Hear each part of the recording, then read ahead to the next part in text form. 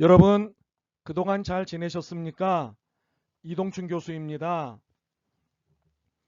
거리를 나가보니까 거리마다 싹들이 움터 나오고 꽃들이 제법 피어오르고 있는데, 그래서 봄이 가득히 우리 안에 들어와 있는데 거리를 마음껏 활보하지 못하는 계절이 되어 몹시 안타깝습니다.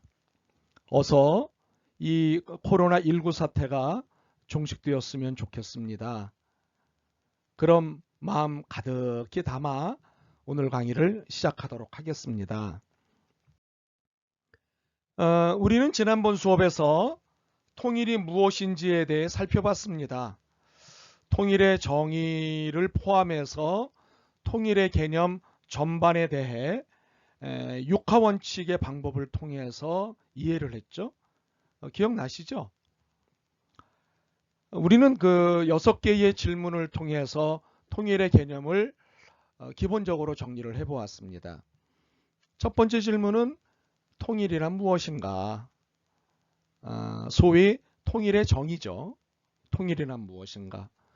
두 번째 질문은 왜 우리는 통일을 해야 하는가? 매우 본질적인 질문이자 어쩌면 가장 중요한 질문일 수 있는 질문을 했습니다. 통일을 해야 하는 이유가 무엇인가? 왜 꼭 해야 하는가? 안 하면 안 돼? 뭐 이런 질문이었죠. 세 번째 질문은 통일은 언제 할 수 있는 것인가? 또는 통일은 언제 해야 하는 것인가? 라고 하는 시기에 대한 질문이었습니다. 네 번째 질문은 통일은 어디서 하는 것인가?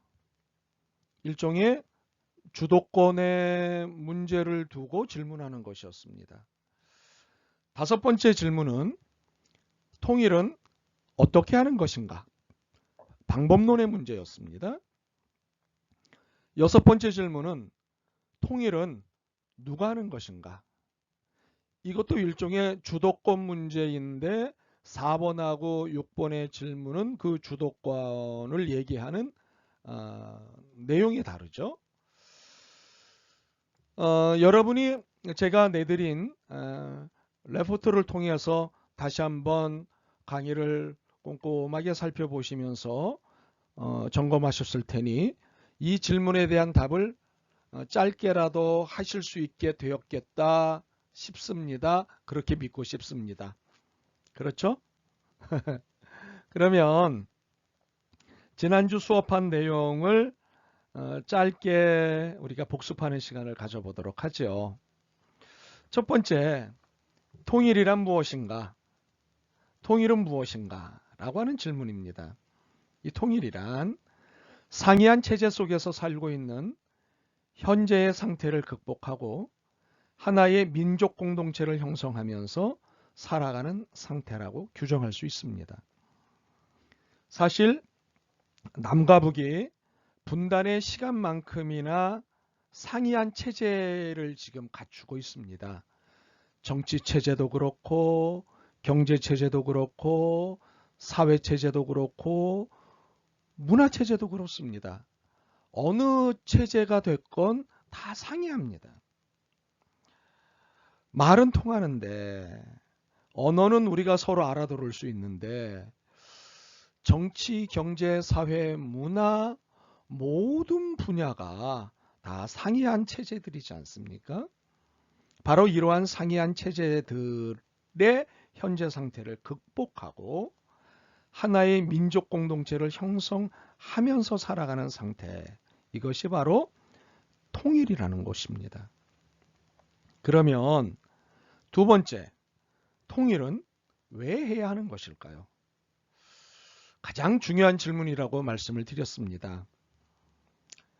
통일은 한마디로 행복하게 살기 위한 새로운 공간을 만들기 위한 것이다 라는 것입니다.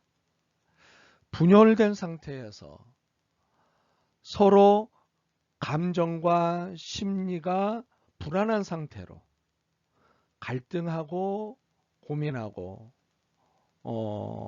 하는 이러한 힘든 상황 속에서는 결코 행복이 찾아올 수 없죠. 바로 통일을 한마디로 행복하게 살기 위한 새로운 공간을 만들기 위한 것입니다. 그렇지만 이것은 해도 좋고 안 해도 좋은 문제가 아니라 하나의 역사적 소명이고 민족적 의무라고 보는 겁니다.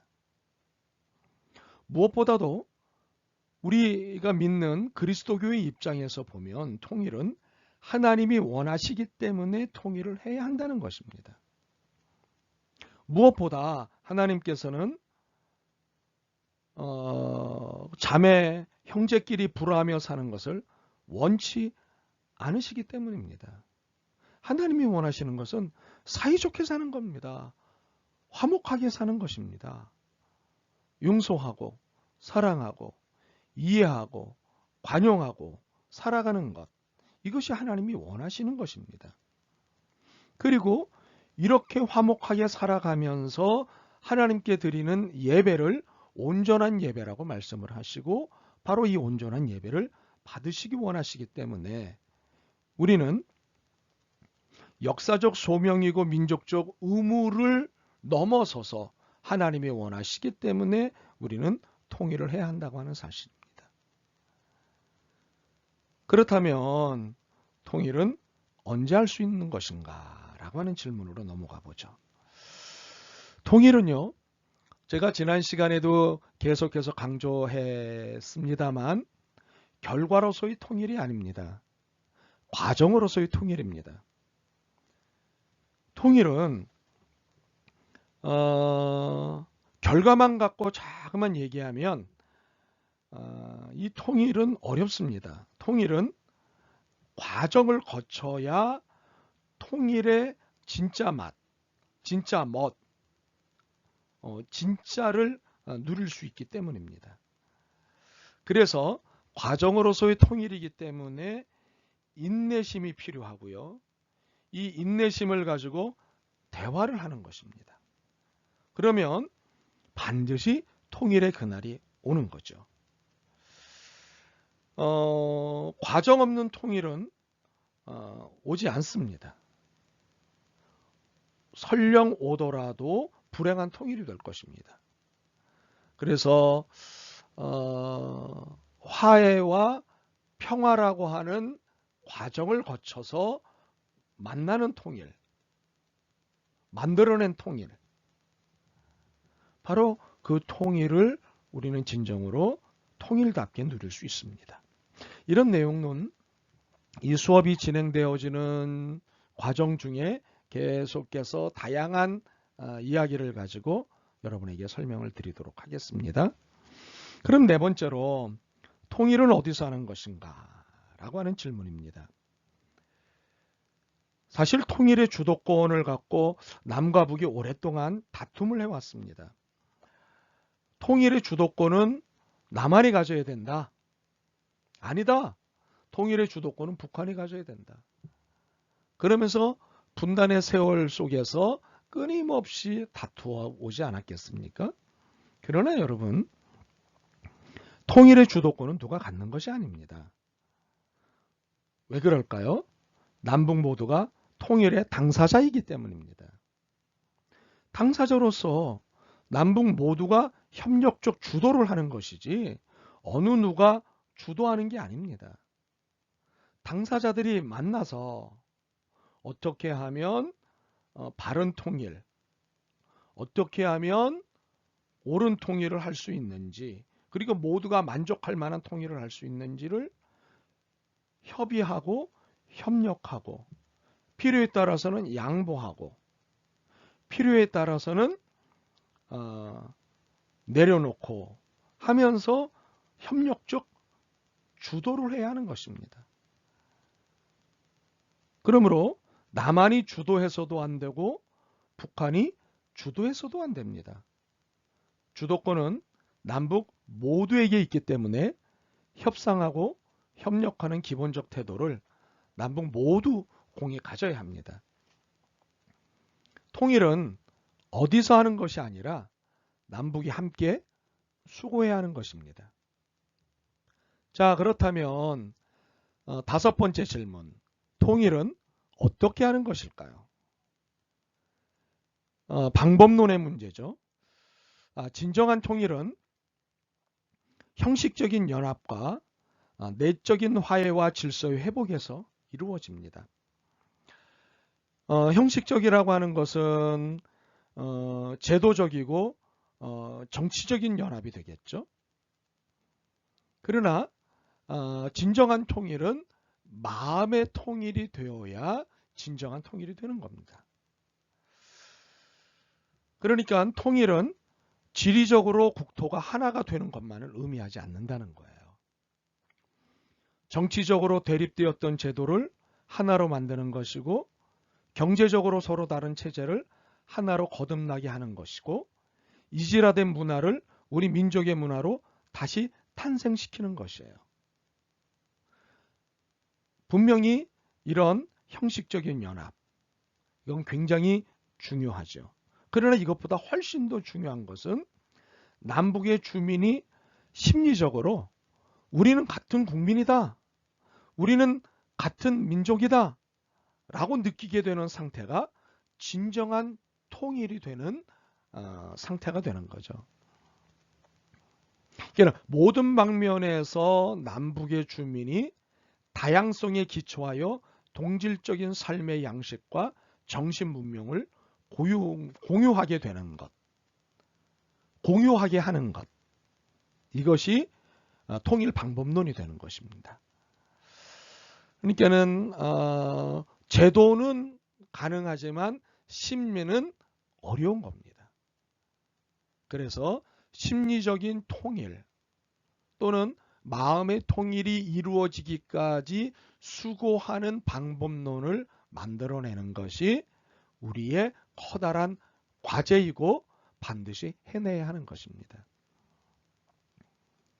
그렇다면 여섯 번째 질문, 통일은 누가 하는 것일까요? 네 번째 질문은 북한이 통일의 주도권을 갖느냐, 남한이 통일의 주도권을 갖느냐, 이 문제를 두고 하는 이야기를 정리를 했다면, 이번에는 정부가 통일을 주도하느냐 아니면 민간이 통일을 주도하느냐, 즉 정부가 주도하는 정부 주도형 통일을 위로부터의 통일이라고 이야기하고, 민간이 주도하는 통일을 통상 아래로부터의 통일이라고 하는데, 위로부터의 통일이냐 아니면 아래로부터의 통일이냐 라고 하는 질문인 겁니다. 이 질문에 우리의 수업에서는 위로부터의 통일과 아래로부터의 통일이 함께 가야 한다고 하는 입장입니다. 민간 정부 또는 정부 민간, 이 둘이 협력하는 통일, 즉 협력형 통일이어야 한다고 하는 것이 우리 수업의 입장입니다. 왜 그럴까요? 왜 그럴까요? 이것에 대해서는 수업을 진행하는 중에 하나씩 점진적인 설득력을 가지고 여러분들한테 설명을 드릴 것입니다. 그때 여러분들이 점진적으로 이해를 하시게 될 것이고, 점진적으로 동의를 하시게 될 것이고, 이 수업의 끝자락에는 과연 그렇구나 라고 하는 최종적인 동의를 하시게 될 것입니다. 공부라고 하는 것은 단번에 이해가 되는 것도 있지만 점진적인 과정을 통해서 어느 시점에서 이해가 되기도 합니다. 통일이라고 하는 주제는 쉬운 듯 어렵기 때문에 단숨에 여러분을 설득시키려고 하거나 여러분들에게 동의를 요구하려고 하지 않습니다. 그렇게 하지 않겠습니다. 차분히 여러분과 대화를 통해서 질의응답이라고 하는 충분한 의심을 해결할 수 있는, 또는 의문을 해결할 수 있는 시간적 여유를 가지고 여러분들하고 이 과제를 풀어나가려고 하는 입장입니다. 그러므로 여러분 이 수업이 진행되어지는 한 학기 내내 궁금함을 끊임없이 내놓으시기를 바랍니다. 마음속에만 갖고 계시고 언젠간 알아서 풀어지겠지 이렇게 생각하지 마시고 뭐 기회가 닿을 때마다 또는 기회가 안 닿으면 기회를 만들어서라도 여러분들이 제게 편안한 마음을 가지고 질문하시기를 바랍니다. 제가 최선을 다해서 질문에 답변을 하도록 하겠습니다. 강의만 듣지 마십시오. 이 수업에만 참여하지 마시고요. 참여한다는 것을 저는 질문한다고 하는 것과 동의어로 생각을 합니다. 그러니까 어떤 질문이든 때와 장소를 가리지 마시고 제게 질문을 하시면 그 질문을 혹 바로 대답을 못 해드린다면 빠른 시간 안에 답변을 반드시 하겠습니다.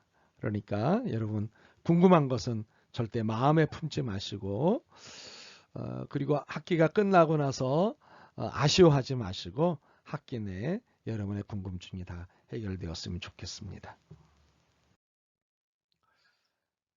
오늘 수업은 통일에 대한 기존 패러다임에서 현실에 맞는 새로운 패러다임을 고민해보는 그런 시간을 갖도록 하겠습니다. 우리 수업이 갖고 있는 기본적인 생각은 뭐냐 하면 현실에 맞는 통일론이 무엇이냐 그리고 미래지향적인 통일이 무엇이냐 이 두 관점에서 통일 문제를 계속 고민을 하려고 합니다. 고민을 하겠습니다. 과거에 분단의 문제를 해결하고 통일의 길로 접어들기 위해서 그때 참 많은 수고가 있었습니다. 그 수고를 바탕으로 하되 현재적이고 미래지향적인 통일 방법론 내지는 통일 철학, 통일 비전, 통일 전략을 찾아보는데 이 수업의 한 학기 분량의 시간들을 사용해 보도록 하겠습니다. 사실 이 통일이라고 하는 것은요. 과거가 아닌 현재에 기댄 내일의 적극적인 소망이기 때문에 지나간 패러다임은 참고할 뿐입니다. 그리고 현재에 맞는 패러다임으로 늘 고민해야 합니다. 제가 왜 이 이야기를 하는지 지금부터 설명을 드리도록 하겠습니다. 제 설명을 듣고 나면 꽤 이해가 생기실 것입니다. 이것을 위해서 먼저 한반도 분단 이후 그동안 남북한 정부가 취해온 통일 패러다임이 무엇이었는지를 살펴보겠는데요. 특별히 남한 정부 내에서 취해왔던 통일 패러다임을 중심으로 해서 살펴보겠습니다. 정리해 보니까요. 대략 6시기에 걸쳐 역동적으로 변화한 것을 볼 수 있었습니다. 먼저는 1948년부터 1960년대에 패러다임이 있었고요. 1970년부터 1980년대에 통일 패러다임이 있었습니다. 그리고 세 번째 시기로 구분되어지는 건 1990년대 통일 패러다임이 있었고요. 2000년대 초반에 통일 패러다임을 구분해 볼 수 있었고요. 다섯 번째로는 2008년부터 2017년대에 일어났던 통일 패러다임을 구분해 볼 수 있었고요. 그리고 2018년대 이후에 통일 패러다임이 있었던 것을 정리할 수 있었습니다. 1948년부터 1960년대 그러니까 1948년에서부터 1960년대, 그러니까 분단 직후부터 60년대는 분단 초기로서 일방적이고 흡수적이고 배타적인 통일 패러다임이 나왔습니다. 그러니까 분단의 원인을 북한에 두고 소련에 두고 남한이 일방적으로 통일을 해야 한다. 그리고 북한을 흡수해서 통일해야 된다. 그리고 철저히 북한을 배제한 상태에서 통일해야 된다라고 하는 통일 패러다임이 60년대까지 있었습니다. 그러다가 1970년대, 80년대 들어와서 전개되어진 통일 패러다임은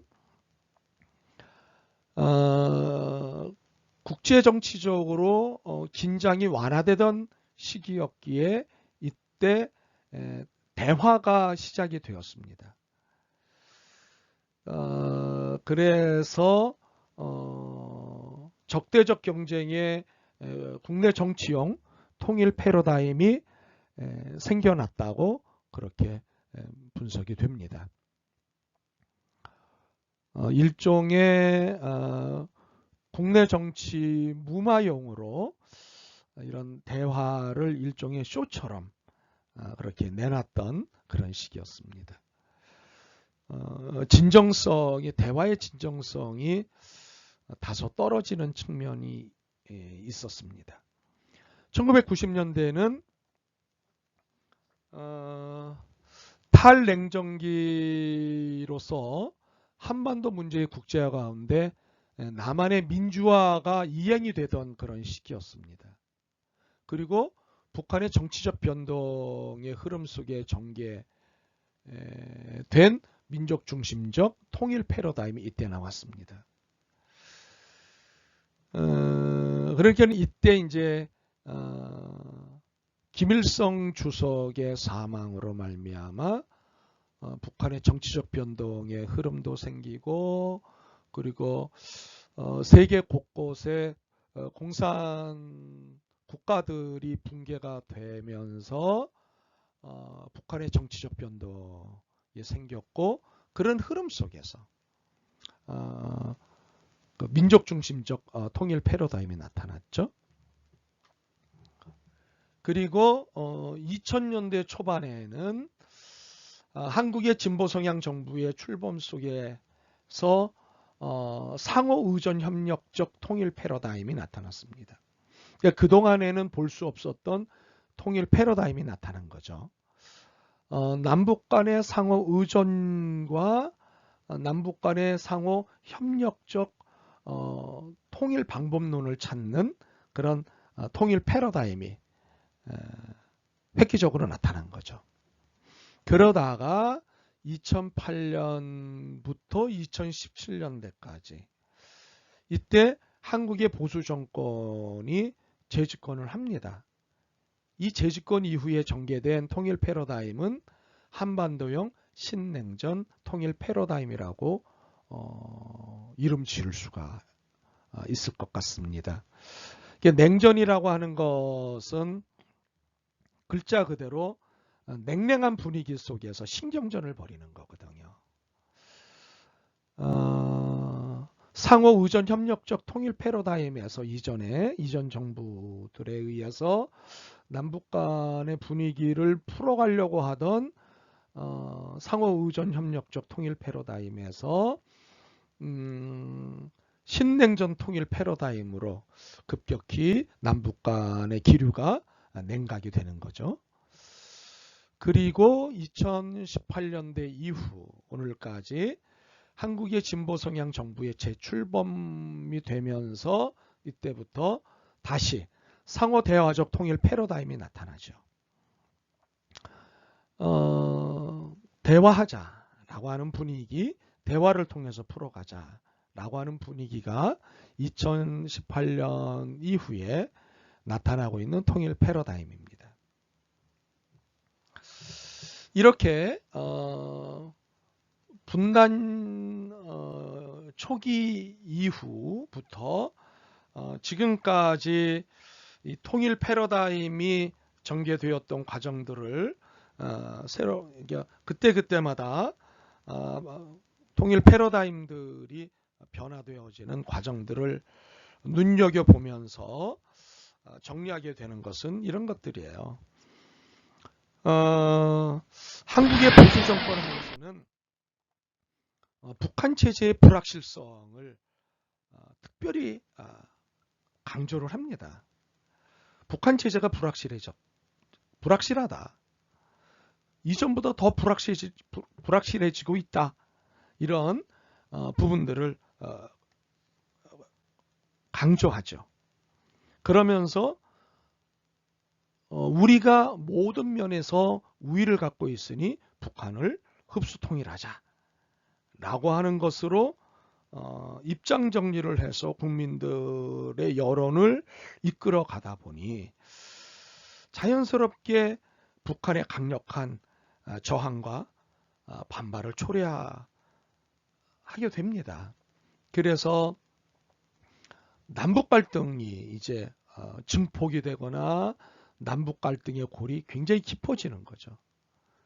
그러면서 자연스럽게 다른 생각을 가지고 있는 남한 내의 사람들끼리 남남 갈등의 골도 당연히 생기게 되고 깊어지게 되는 것입니다. 그리고 진보 정권 하에서는요, 남남 갈등은 기본적으로 있는 것이고 한미 간의 갈등도 심각하게 표출이 됩니다. 미국이 끊임없이 한반도 통일 문제에 개입을 하지 않습니까? 나중에 더 살펴볼 기회가 있겠습니다만은 미국이 한반도 분단에 어떤 역할을 했는지 우리가 나중에 살펴보겠습니다만은 그 역사적 내용을 아는 사람들에게 미국은 지금 한반도 통일에 관여하겠다고 하는 이 부분에 있어서 굉장히 의심을 받을 수밖에 없고, 그리고 이의 제기를 받을 수밖에 없고, 그리고 그런 역사적인 내용을 알고 있는 사람들에게 미국은 굉장히 불편하고도 속상한 존재가 되는 것입니다.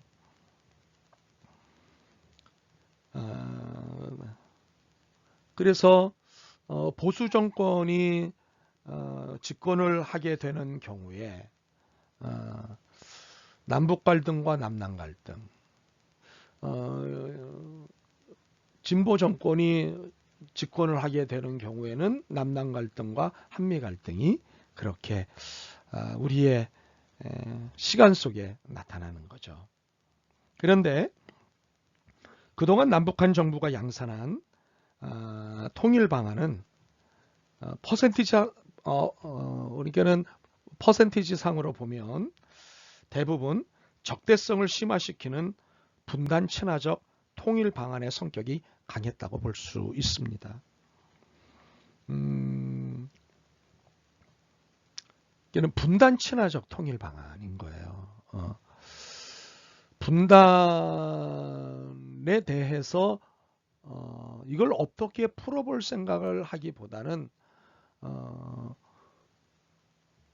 분단의 원인을 이제 북한과 그리고 북한에 동조하는 다른 나라들에 두고 문제를 풀어가려고 하는 그런 방안의 성격이 강했다는 거죠. 반면에 화해적이고 평화적인 통일 방안은 남한 내부로부터 대부분 거친 도전과 저항을 받곤 합니다. 뒤에 가서 더 살펴보겠지만 화해와 평화라고 하는 것을 전제로 해서 통일 방안을 내놓으면 북한 포주기다. 이러면 북한에게 적화 통일이 된다. 뭐 이런 식으로 도전과 저항을 받곤 합니다. 이렇게 볼 때 그동안 남한세계 내에서 제안한 통일 담론들은 어떤 통일 담론들이었을까 궁금해지는 거죠. 살펴보면 이런 두 개의 커다란 통일론으로 대별할 수 있지 않을까 싶습니다. 극우의 북진통일론과 진보의 평화통일론으로 크게 대별할 수 있을 것 같습니다. 그는 남한 주도하에 북쪽으로 쳐들어가자 라고 하는, 단순하게 설명하면 그런 북진통일론, 남한 주도하에 힘을 가지고 한반도를 통일하자 라고 하는 북진통일론이 있는 반면, 하나는 남과 북이 화해하고 협상하고 대화하여 평화 통일을 이루자 라고 하는 평화통일론이죠. 그래서 보통 북진통일론은 우파에서, 평화통일론은 좌파에서 라고 그렇게 이야기합니다. 사실 우파 좌파라고 하는 말이 제게는 그렇게 편하게 들리지는 않습니다. 바람직하지 않다고 생각하니까요.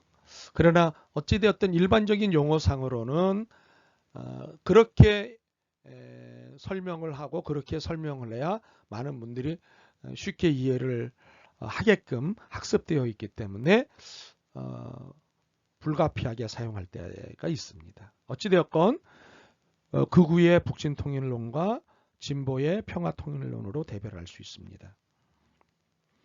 그러나 1980년대 광주 민주화운동과 6월 민주항쟁을 거쳐 본격적으로 역사의 무대에 다양한 통일론들이 등장하기 시작했습니다. 어떤 통일론들인지 한번 보실까요? 인도주의적 통일론이라는 것이 나왔습니다. 그리고 자유민주주의 통일론이라는 것도 나왔습니다. 시민사회 통일론, 그리고 성찰적 통일론, 그리고 연성복합 통일론과 같은 것들이 발전적으로 등장했습니다. 이 중에서 우리 수업은 연성복합 통일론을 좀 더 주목을 하고 싶은데요. 이 연성복합 통일론이라고 하는 것은 열린 네트워크 통일론 또는 연성권력형 통일론이라고 하는 말로 또 바꿔서 설명을 합니다.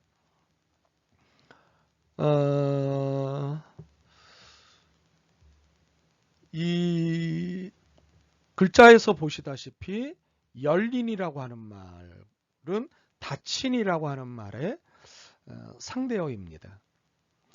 네트워크라고 하는 것은 연결망이라고 하는 뜻이죠. 연결망. 그리고 연성이라고 하는 말이 재밌는데, 연성은 소프트라고 하는 겁니다. 소프트, 부드러운. 네. 그리고 복합이라고 하는 단어는 단순하지 않다는 거죠. 그렇죠? 얽히고 설키고 다양하다고 하는 거죠.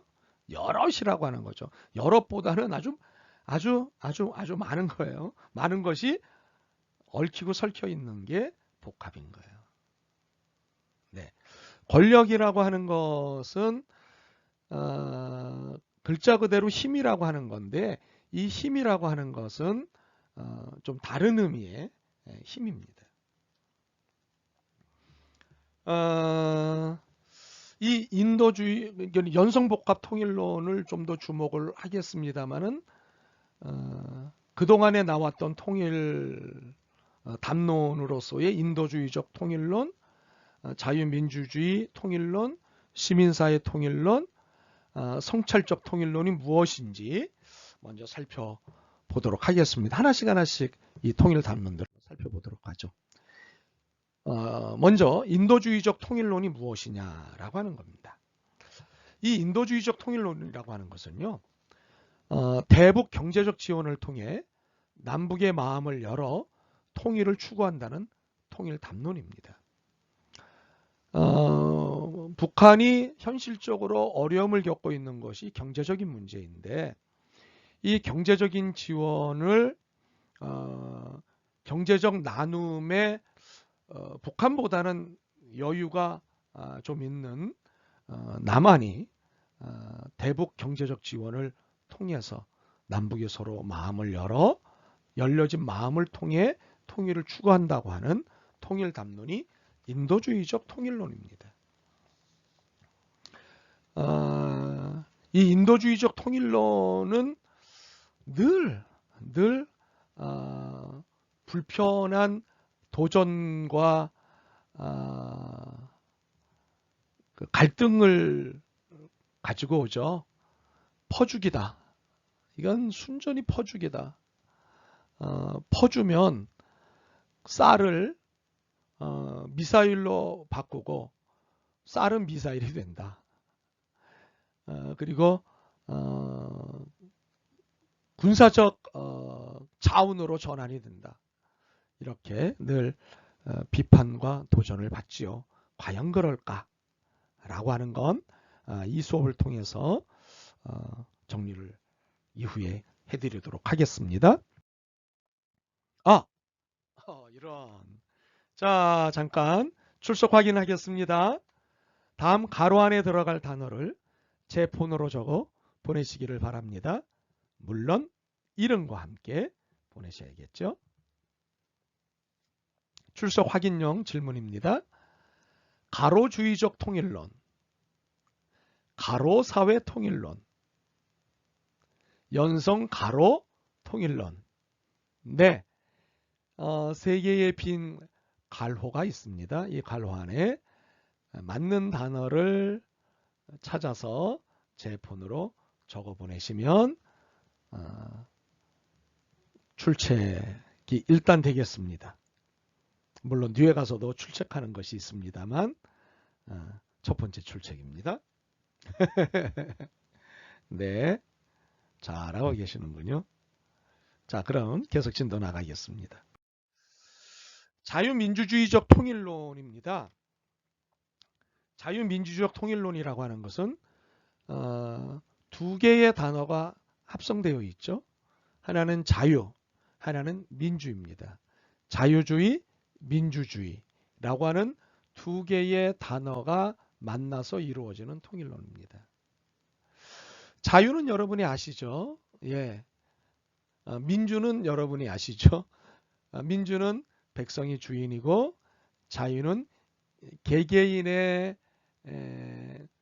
사상과 행동과 거주와 표현과 이 모든 것들에 자유가 있다고 하는, 누구의 제재나 통제도 받지 않을 권리가 있다는 걸 기본적으로 자유 개념이라고 얘기하고 자유주의라고 이야기하죠.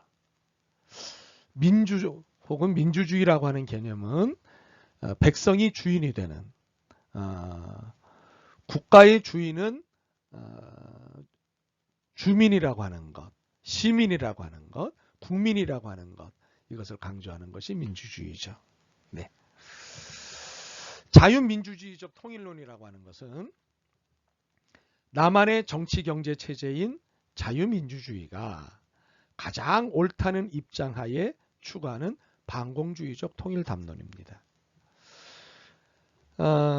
특별히 한국전쟁을 경험하신 분들 중에는 이 입장을 지지하시는 분들이 상당수입니다. 반면에 한국전쟁을 경험하지 않은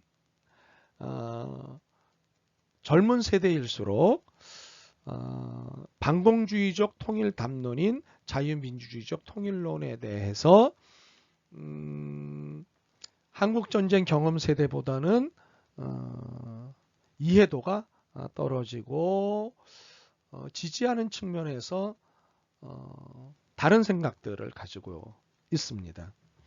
어찌되었건 자유민주주의적 통일론은 남한의 정치경제 체제가 가장 옳다는 입장하에 추구하는 통일 담론입니다. 그래서 북한이 가지고 있는 통일이 되면 북한이 가지고 있는 모든 체제들은 남한의 체제로 되어야 한다라고 하는 입장이죠. 네. 과연 자유주의와 민주주의가 오늘날 어떤 모습으로 우리의 삶 속에 들어와 앉아 있는가?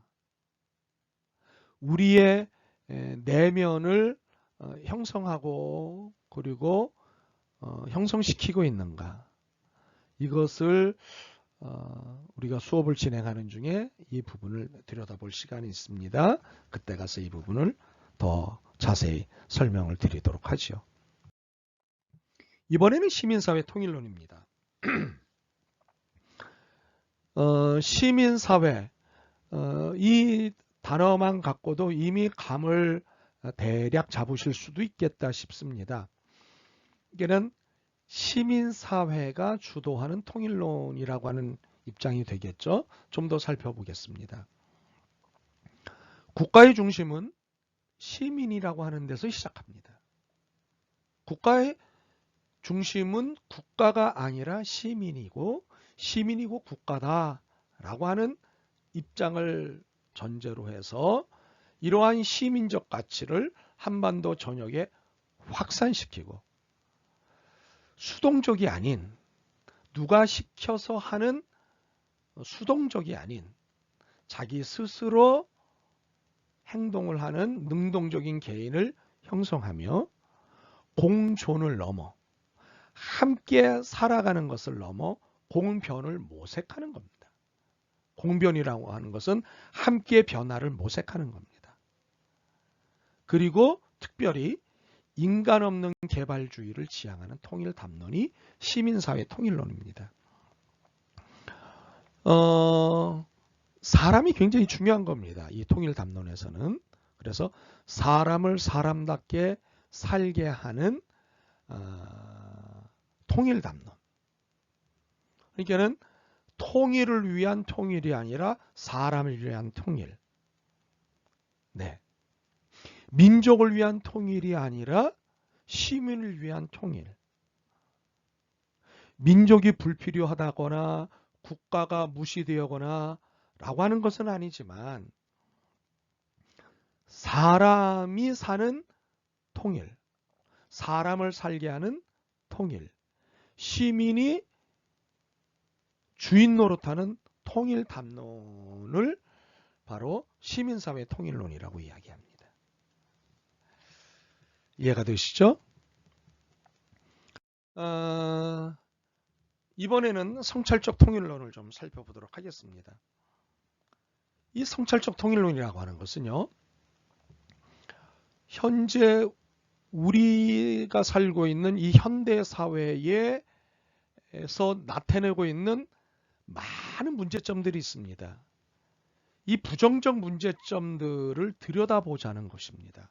1차적으로 현대 사회가 드러내고 있는 수많은 부정적 문제들을 들여다보고 그 문제들을 해결하는 내용들을 찾아내요. 그것들을 가지고 통일을 정리하겠다는 거예요. 그러니까 한국 현대사회, 현재 한국 사회에서 보여주고 있는 많은 문제들을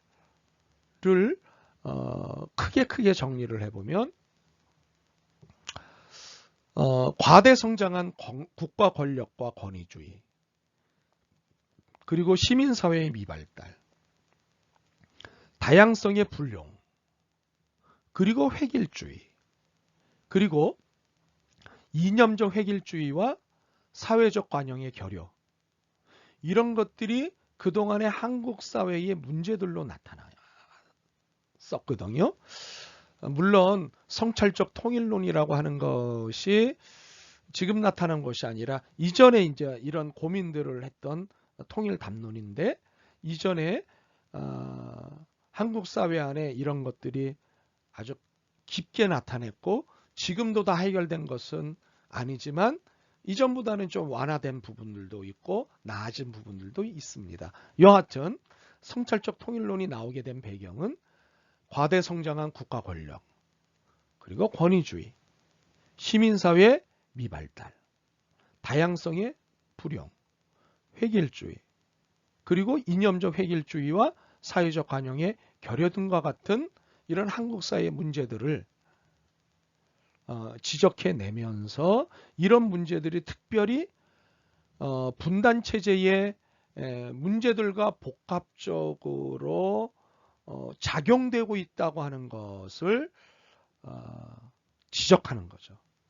가만히 한국 사회에서 나타나고 있는 다양한 문제들을 들여다보니까 이것들이 분단체제의 문제들과 연결되어 있다는 것을 발견한 거예요. 성찰적 통일 담론이요. 그래서 이를 해소하기 위해서는 한국 사회 발전의 불완전성에 대한 자기 성찰이라는 근본적 인식의 전환을 필요로 해야겠다. 이런 인식의 전환이 필요하다라고 생각을 한 거예요. 그래서 이러한 분단체제 근대화의 한계에 대한 스스로의 성찰에 입각하여 새로운 대안을 모색하는 통일 담론으로 나타난 것이 바로 성찰적 통일론입니다. 이게는 한국 사회의 수많은 문제들이 한반도의 분단체제와 깊이 연루되어 있다고 하는 것을 발견해내고는 그것을 해결할 수 있는 방안이 무엇이 있을까? 그러한 문제들을 해결할 때 진정한 통일의 방법론과 내용들을 찾아낼 수 있겠다라고 생각을 한 것이 성찰적 통일론입니다.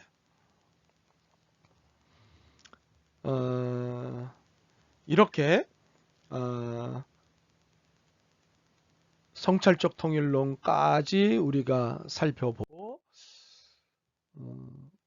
이 수업에서 특별히 주목하고 싶은 것 중에 하나가 연성복합 통일론인데요.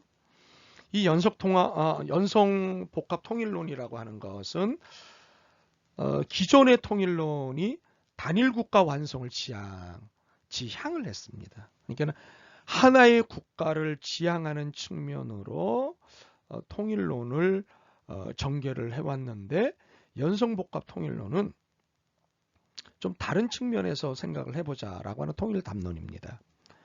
그러니까는 남북 간의 이질성이 크지 않습니까? 그리고 한반도 내에 얼마나 많은 다원적인 형태들이 나타납니까? 하나의 사건에 얼마나 많은 의견들이 표출이 되고 그 주장들이 나타납니까? 이렇게 행태들이 나타납니까? 이런 다원성, 그러니까는 이질성과 다원성을 포용하는 열린 네트워크 통일론으로 그 유연성을 확장시킨 것이 연성복합 통일론이라고 하는 통일 담론입니다. 그러면 연성복합 통일론이 무엇을 주장하는 것인지 한 번 더 좀 자세히 들여다볼까요? 연성복합 통일론이라고 하는 것은요, 그동안에는 단일 국가의 완성을 통일의 최종적 목표로 설정하는 것이 기존의 통일론이었어요. 하나의 국가로 가야 하는 것이 당연한 것으로 여기고 모든 통일의 논의를 거기에 맞췄어요. 그런데 연성복합 통일론은 이러한 기존의 논의에서 벗어나 한반도 내의 이질성과 다양성을 포용하는 열린 네트워크형 통일을 지향한다는 것입니다. 여러분, 지향이라고 하는 단어가 있고 지향이라고 하는 단어가 있습니다. 지향은 그 방향을 향해서 나아간다라고 하는 것이고요. 지향은 그만둔다라고 하는 의미이죠.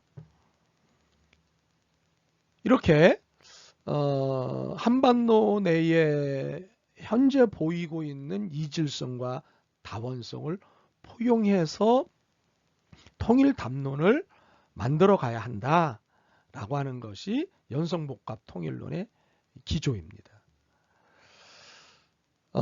그렇기 때문에 점진적이고 단계적인 통일을 추구한다는 것이죠. 그러니까 하루아침에 무력이나 강제력을 동원해서 통일을 이루어가는 그런 통일 방법론이 아니라 시간이 걸리더라도 하나하나 풀어가는 점진적이고 단계적인 통일을 추구하되 무력이나 강제력보다 문화적, 지적, 이질적인 것을 포용하는 소프트 파워, 즉 연성 권력. 소프트는 연성이고 파워는 권력이죠. 즉 연성 권력을 중시하는 통일 담론이라고 하는 것입니다. 그러니까 부드러운 힘을 가지고 오늘날 권위는 강제 권위를 인정하지 않죠. 어떤 권위를 인정하죠? 네, 상호 합의된 힘만을 권력으로 인정하지 않습니까? 내가 당신을 존중하고 싶은 마음이 생길 때 그때 상대가 나로부터 권력이 주어지는 거예요. 상대가 물리적인 어떤 힘을 가지고 있다고 내게 권력을 보이지만 그 권력은 권력이 아닌 거예요. 상대가 인정하는 권력이 진정한 권력이 되는 거죠. 바로 이러한 것이 오늘날 말하는 파워 개념이고 소프트라고 하는 것은 바로 이러한 것을 보태는 정리가 되겠죠. 소프트 파워. 즉 연성 권력을 중시하는 통일 담론입니다. 그러므로 북한 체제의 민주화와 자유화 그리고 시장화를 위해서 관여가 필요할 때는 관여해야 된다고 하는 것을 인정을 합니다만 흡수 통일은 배제하는 겁니다. 강제에 의한 힘을 사용해서 강제로 하는 흡수 통일은 배제하는 입장이 연성복합 통일론입니다. 북한은 우리가 이미 잘 알고 있다시피 비민주화 사회 아니겠습니까? 그리고 비자유화 사회 아니겠습니까? 네. 일종의 장마당 같은 것이 허용이 되기는 하지만 자본주의의 개념으로 볼 때는 시장이 아니죠. 그래서 이런 개인의 자유로운 어떤 시장 활동을 하는 어떤 시장화 그리고 개인의 자유가 보장되어지는 민주화와 자유화를 위한 관여를 인정을 하지만 흡수통일은 배제하는 게 연성복합 통일론입니다. 그래서 남북교류 협력을 중요한 전략적 수단으로 인식하고 있습니다. 경제교류, 그리고 문화교류, 체육교류, 종교적 교류 뭐 등등 할 수 있는 모든 교류를 통해 남북이 협력하는 것을 전략적 수단으로 인식하는 것이 연성복합 통일론입니다. 연성복합 통일론은 가장 중요한 게 이질성과 다원성을 포용한다라고 하는 거예요. 그러니까 열린 네트워크형 통일이라고 하는 것이 연성복합 통일론에서는 굉장히 중요한 개념이 되는 것입니다.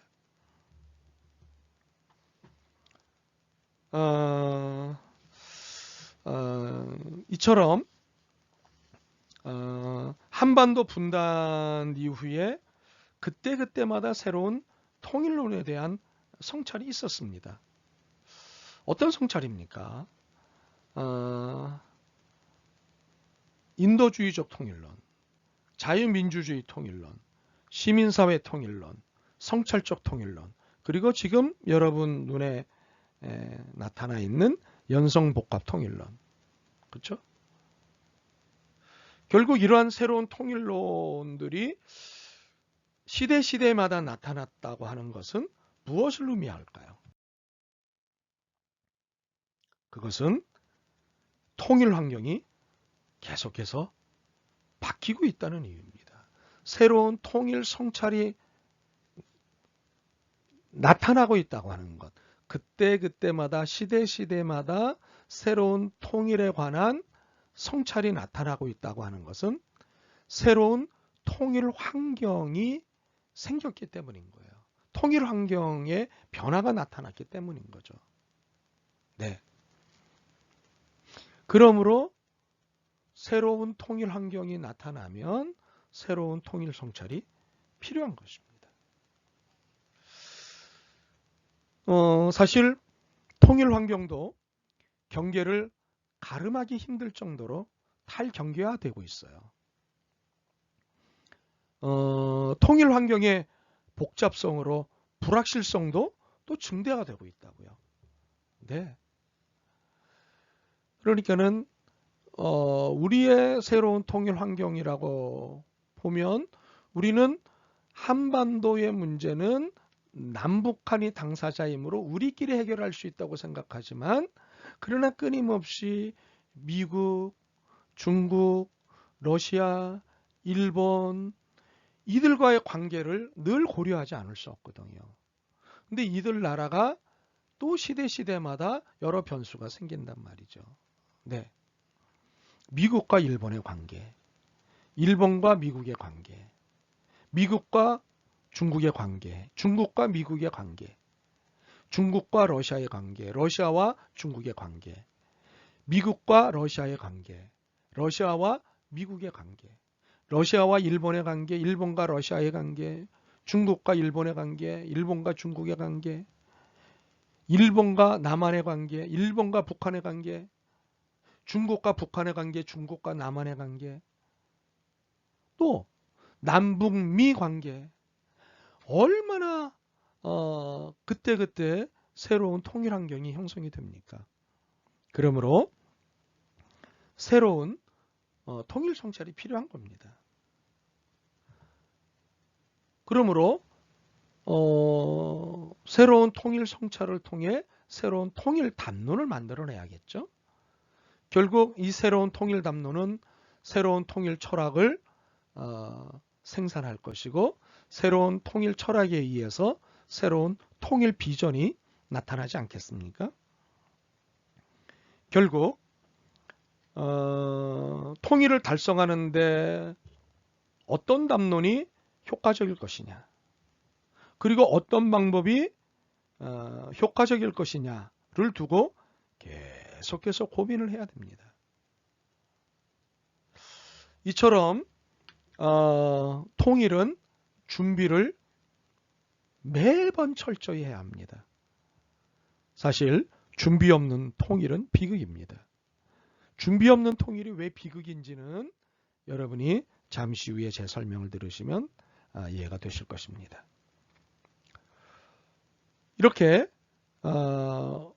어떤 담론이 효과적으로 통일을 달성할 수 있고 어떤 방법이 효과적으로 통일을 달성할 수 있는지 계속해서 고민하며 준비를 해야 됩니다. 이렇게 새로운 통일 담론은 통일 관련 과제들을 범주화하고 체계하는 작업을 통해 만들어가야 합니다. 어찌되었건 세상은 급변하고 있고 따라서 통일 환경도 급변하고 있습니다. 그래서 급변하는 통일 환경에 대비하면서 입체적으로 통일을 준비하려는 데 있어서는 준비된 통일이 너무도 필요합니다. 준비된 통일에만 역사는 글자 그대로 일을 합니다. 그러므로 통일 준비에는 통일 철학, 통일 비전, 또 통일의 필요성, 통일 프로세스, 통일 전략, 통일 국가 체제, 통일 비용, 통일 후 통합 방안, 통일한국의 미래상 등등과 같은 이 많은 내용들을 담아야 합니다. 자, 이러한 통일 준비의 핵심은 한마디로 통일 패러다임입니다. 패러다임 얘기를 지금 조금 드리려고 하는데요. 이런 새로운 통일 전략은 결국 패러다임이라고 하는 것을 필요로 하는 건데, 새로운 변화와 미래를 예측할 수 있는 통일 패러다임 전환이 필요하다는 겁니다. 새로운 통일 환경에 의한 새로운 통일 성찰이 필요하고, 성찰을 통해서 새로운 통일 담론이 나타나고, 그리고 새로운 통일 철학, 새로운 통일 비전, 새로운 통일 전략이 나타나는 것에는 결국 통일 패러다임 전환이 필요하다는 겁니다. 그렇다면 패러다임이란 무엇일까요? 이 패러다임을 설명하기 위해서 토마스 쿤이라고 하는 사회사학자의 이야기를 좀 들어보도록 하겠는데요. 토마스 쿤은 패러다임을 이렇게 정의합니다. 현상이나 사물을 이해하는 데 있어 독특한 규칙이나 사고의 체계라고 패러다임을 정의합니다. 지금 일어나고 있는 현상, 지금 우리 눈앞에 있는 사물을 이해하는 데 있어서 독특한 규칙이나 사고의 체계가 필요하고, 그리고 지금에 맞는 독특한 규칙이나 사고의 체계가 없이는 지금의 현상이나 사물을 이해할 수 없다 라고 하는 것이 패러다임의 정의인 겁니다. 따라서 주변 환경의 근본적인 변화는 새로운 패러다임의 변화를 초래합니다. 그리고 가치 판단 기준과 성공적인 정책 실행을 위한 원리의 변화를 요구하는 거죠. 냉전 시대에는 냉전 시대에 적합한 패러다임이 형성됩니다. 이 패러다임에 의하면 냉전 시대를 지배하는 가치 판단 기준과 문제 해결 방식이 있다는 거예요. 그러니까 그때 맞는 적합한 패러다임이 형성되어야 한다는 겁니다. 그리고 국제 정세가 변화하면 그 변화에 따라 패러다임이 변화해야 하는 거죠. 그리고 변화한 그 패러다임에 따라 지배적인 가치 판단 기준과 문제 해결 방식도 변화해야 하는 겁니다. 그러므로 무엇보다 중요한 것은 무엇일까요? 그것은 미래에 나타날 환경의 변화를 예측하는 겁니다. 앞으로 어떤 일이 일어날 것 같다라고 지금 예측하는 겁니다. 그리고 그 예측에 따라 정책 운영 방식의 변화를 선도하는 겁니다. A, B, C라고 하는 나름의 플랜을 미래를 향한 오늘의 A 플랜, B 플랜, C 플랜을 만들고, 그런 것들 중에 가장 가능성이 높은 것을 가동시키다가 변하면 B 플랜, C 플랜 이런 식으로 계속해서 변하는 환경에 맞는 새로운 전략들을 계속해서 진행해 나가야 되는 거죠. 따라서 통일 패러다임이란 통일에 관한 존재론과 인식론과 방법론의 총체를 의미하는 겁니다. 한마디로 통일 패러다임은 통일에 관한 지배적인 관념이자 포괄적인 유형이라고 할 수 있습니다. 지난 분단 75년 동안 남북한 모두에 의해 제시되어 왔던 통일 정책을 비롯해서요, 한반도 통일을 위하여 경주해왔던 총체적인 통일 지향성의 유형을 통일 패러다임이라고 할 수 있습니다. 이제는 지난 통일 패러다임을 참고하되 창조적인 통일 패러다임이 나와야 합니다. 이유가 무엇일까요? 그 이유는 통일은 과거사를 복원하는 작업이 아니라 미래지향적인 창조적 행위이기 때문입니다. 과거 무시하는 것 아닙니다. 과거사 반드시 이해해야 합니다. 그러나 과거사를 복원하는 작업이 아닙니다. 과거로 돌아가서는 안 됩니다. 과거로 돌아갈 수도 없지만 과거로 돌아가기 위해서 애쓰는 작업은 바람직하지도 않거니와 그것은 오히려 망하는 지름길입니다. 통일은 미래지향적인 창조적 행위입니다. 현실에 맞는 미래지향적 창조적 행위라는 것입니다. 지금 통일이 되어야 하지만 미래에 일어날 통일의 것들을 끊임없이 성찰해야 하고 그 성찰에 의한 새로운 철학과 비전과 전략을 만들어내야 합니다. 그래서 과거 타령하고 현재의 불만을 갖는 것이 아니라 미래를 바라보고 오늘을 긍정하는 겁니다. 네, 이게 사실은 그리스도교가 끊임없이 지향하는 바 믿음, 소망, 사랑이라고 하는 가치 아니겠습니까?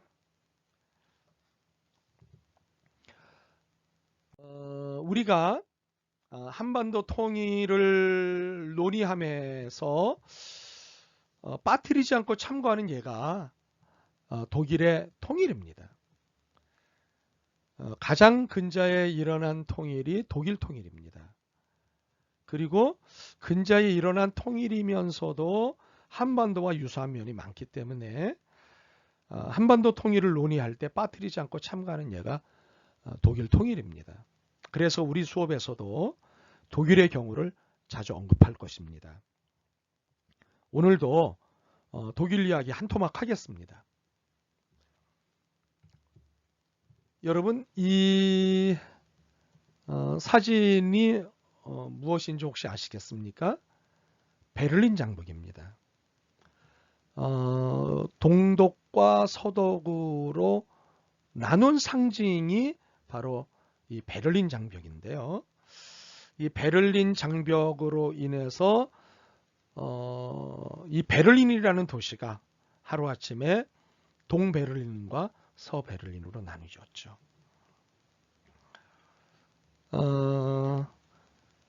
이 분단의 상징인 이 베를린 장벽이요.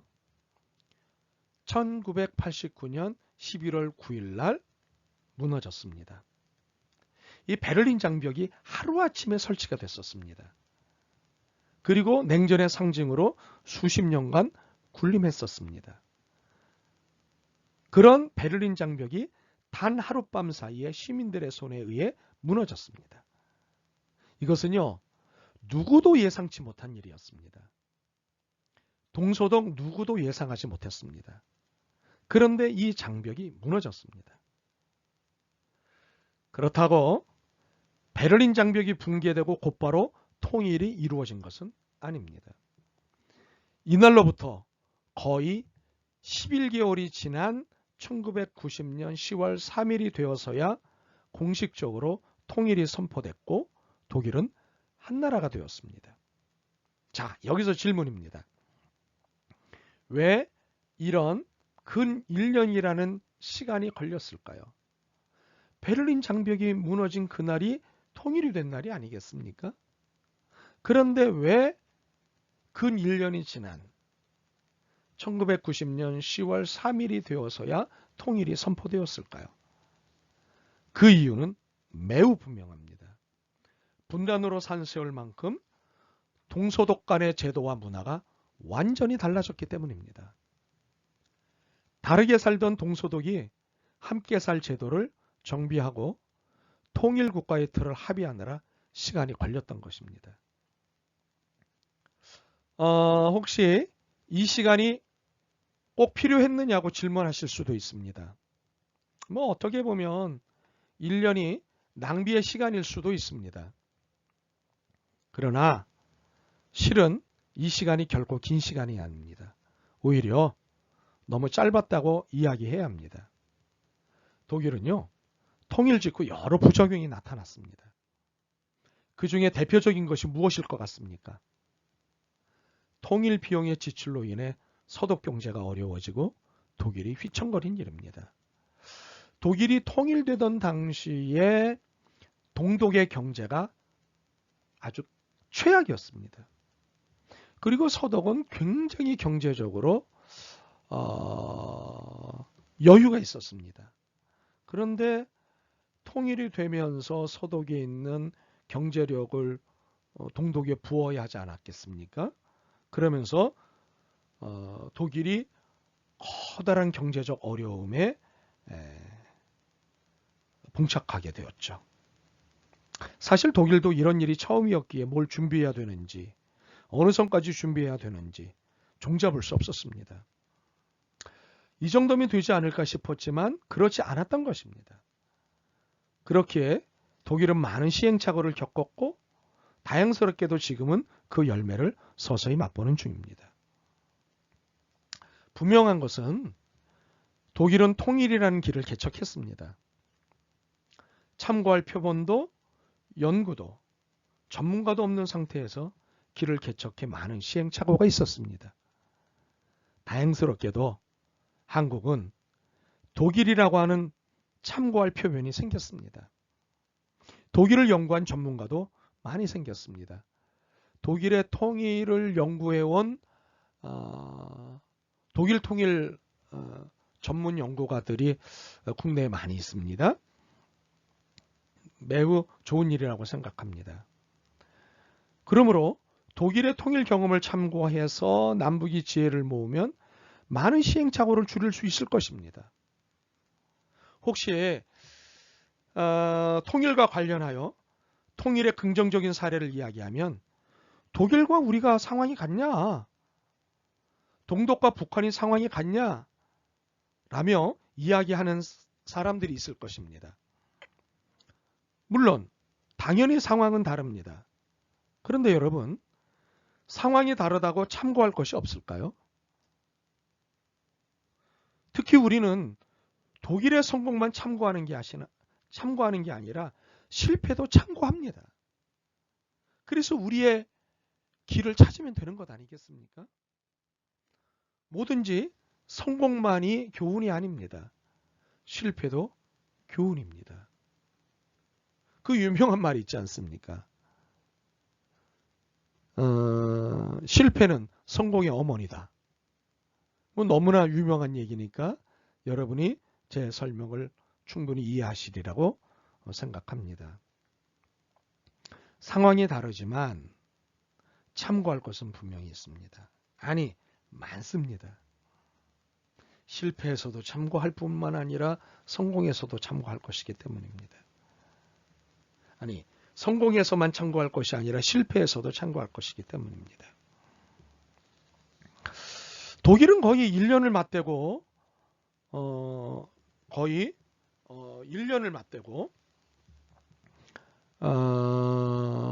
통일을 준비했지만 엄청난 어려움을 겪었습니다. 좀 더 시간이 걸리더라도 준비를 더 했으면 좋았을 것으로 보입니다. 바로 이러한 것들을 교훈 삼아 우리는 1년이 아니라 5년, 10년을 준비한다고 생각하면 됩니다.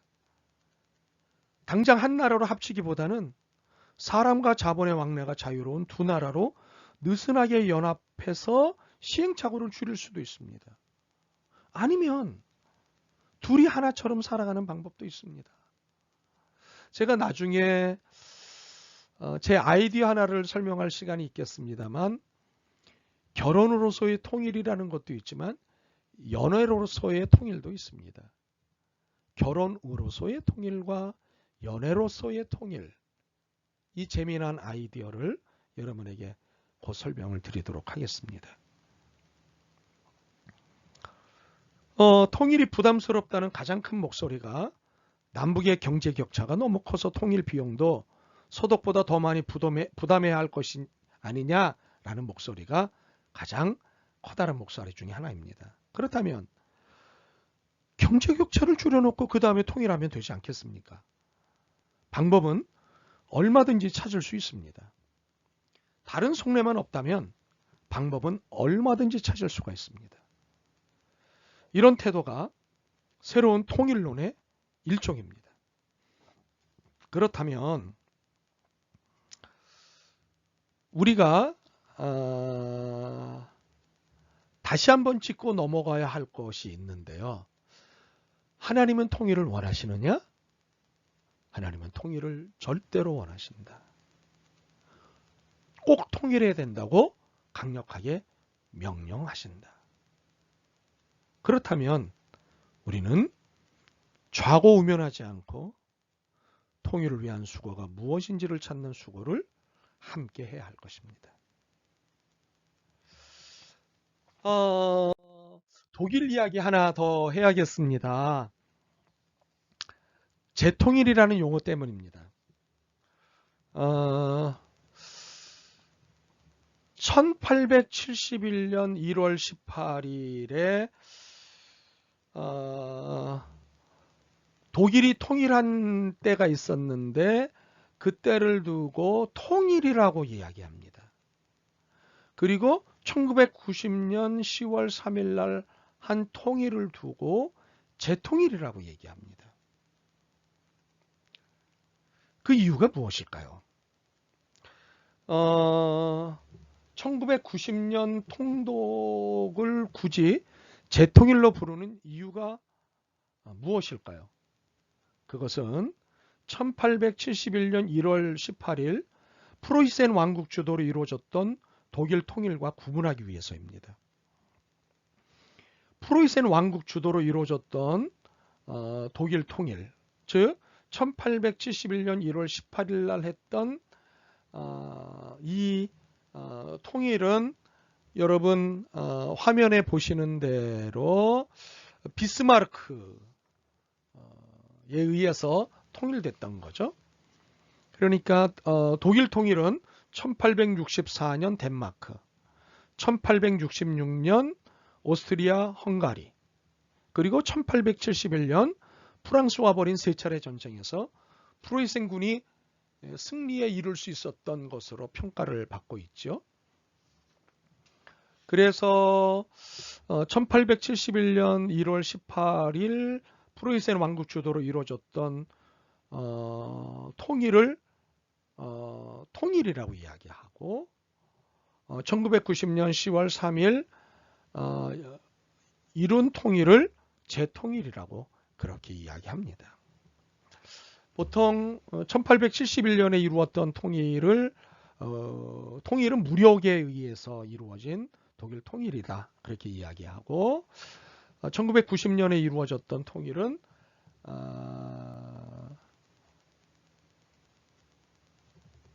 외교 협상으로 이루어진 통일이다 그렇게 설명을 합니다.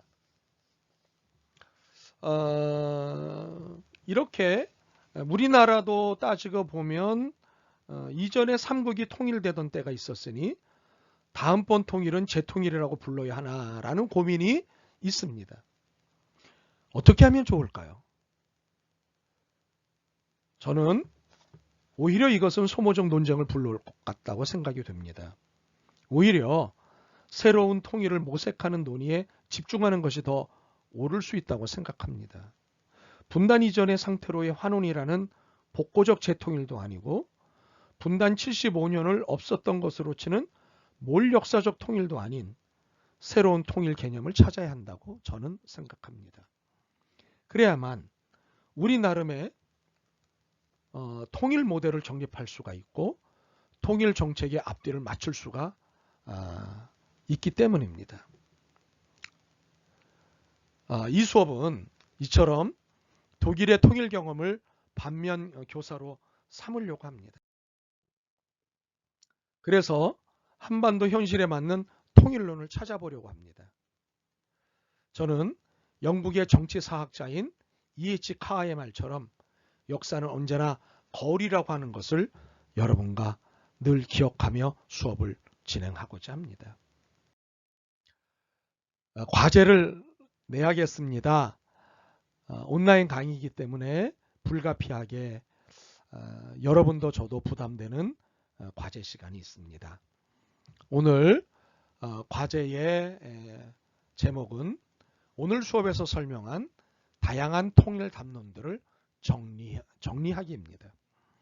제가 오늘 수업에서 다양한 통일 담론들을 설명을 드렸습니다. 그 통일 담론들을 여러분들이 A4 용지 한 페이지에 정리해서 4월 3일 오전까지 아래 이메일 주소로 보내주시기를 바랍니다. 여러분, 오늘 우리는 많은 지식과 이야기를 나누었습니다. 다 기억은 못하시겠지만 다시 한 번 더 강의를 들어주시거나 여러 차례 강의를 더 들어주시면 땡큐. 나중에 제공될 강의 노트를 통해서 다시 한 번 더 이해력을 높여주시면 땡큐. 이렇게